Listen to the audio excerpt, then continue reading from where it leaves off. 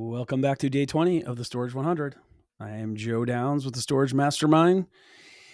All right, so why are growth indicators important? Well, concepts should be obvious, but let's talk about why. You need to know if your market is dying or thriving before you spend $1 on due diligence. So, for this, we're going to look to the population growth indicator, which is a very important metric for long term storage success. If the population isn't growing, there's a better chance your units will sit empty. It's that simple. Ideally, we're looking for a static. We're not looking for a static population. We're looking for a population with a little momentum behind it.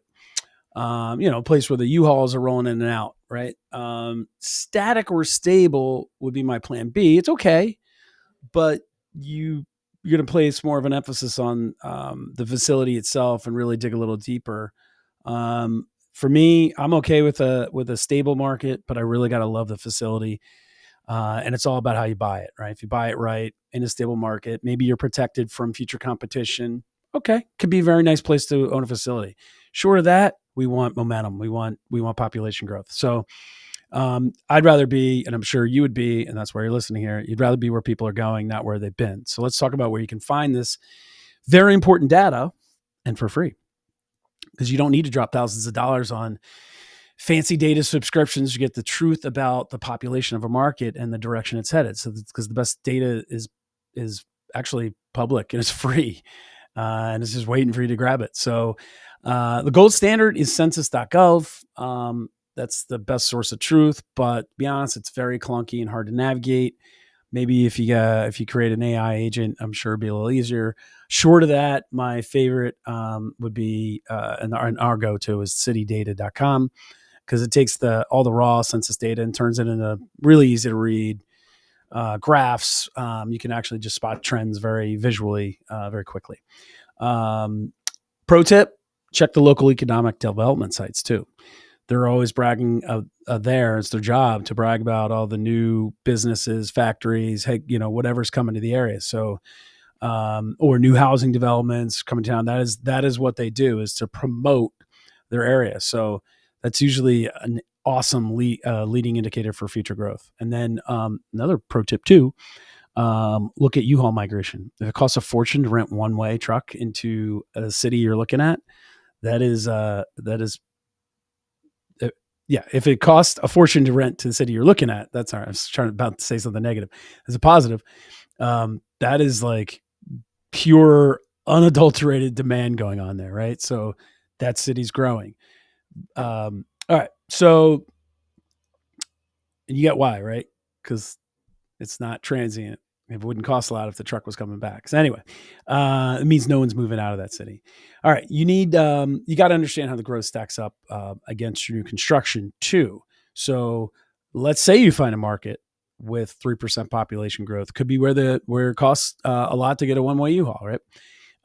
And you think you've hit the jackpot, but you didn't check the supply pipeline. If the population is growing at 3%, which is super healthy, but developers are building new storage units at a 10% clip, 10% saturation clip, you're going to get crushed, especially if you're not, one of the public REITs where they don't worry about getting crushed because they got all the money in the world. The occupancy is going to crash on you because developers in that scenario are building faster than people are arriving. So eventually you'll be okay, but you got to survive that time. So you have to look at the velocity of supply right after you're looking at the velocity of demand. They have to go hand in hand. Golden rule: you need to calculate the units per household. So see if that math actually works. Don't fall in love with the demand side of the story without analyzing also the pipeline side of the story. You got to love both. All right. So how do you do that? Or what some steps you could take?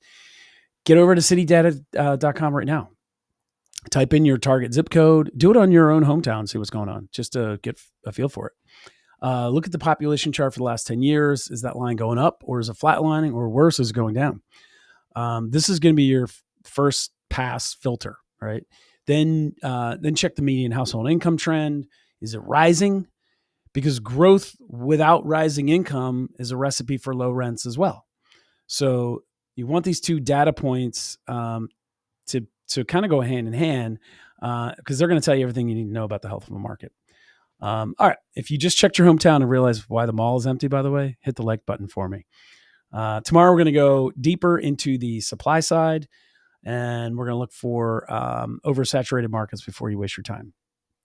All right. Quick one today, but an important one. Remember to subscribe to the Storage Mastermind so you can learn how to spot the next boomtown before the big REITs even get a whiff of it. And finally, share this episode with a friend who's thinking about investing in a ghost town. You know who they are. You're going to save them from a terrible mistake, and they will thank you later.